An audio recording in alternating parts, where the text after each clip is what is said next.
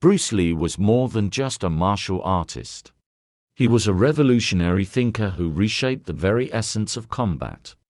At a time when traditional martial arts followed strict, rigid systems, Lee introduced a new way of fighting, one that prioritized adaptability, efficiency, and real-world effectiveness. His approach was not just about mastering techniques, but about understanding the fluid nature of combat and breaking free from outdated traditions.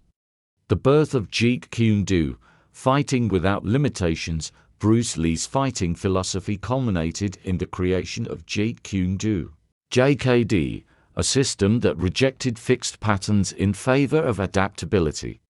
Unlike traditional martial arts that emphasized prearranged techniques and katas, JKD focused on practicality. Lee believed that in a real fight, there was no time for unnecessary movements. Every strike, block, or counter had to serve a purpose. One of Lee's core principles was using no way as way, having no limitation as limitation.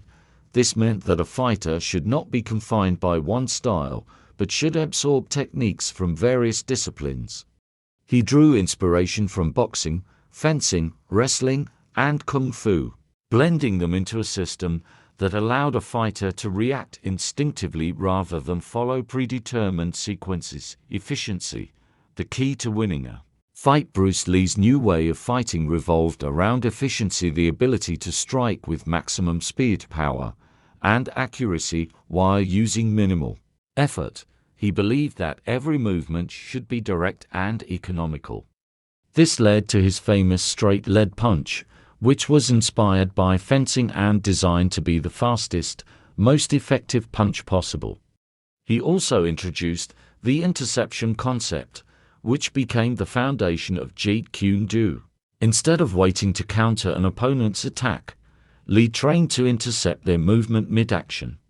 This concept, influenced by Western fencing, allowed him to strike before the opponent could complete their attack, hence the name Jeet Kune Do, which translates to the way of the intercepting fist. Speed, power, and adaptability, the trinity of combat. Lee believed that true combat effectiveness came from a combination of three key elements. Speed, he trained tirelessly to increase his reaction time, often practicing with unpredictable drills and speed bags. His philosophy was simple: the faster you strike, the harder it is for an opponent to react. Power, Bruce Lee's training involved a mix of strength conditioning and explosive movement drills.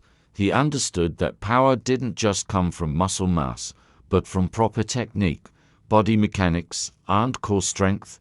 Adaptability, he trained himself to be comfortable in any combat situation, whether striking, grappling, or countering.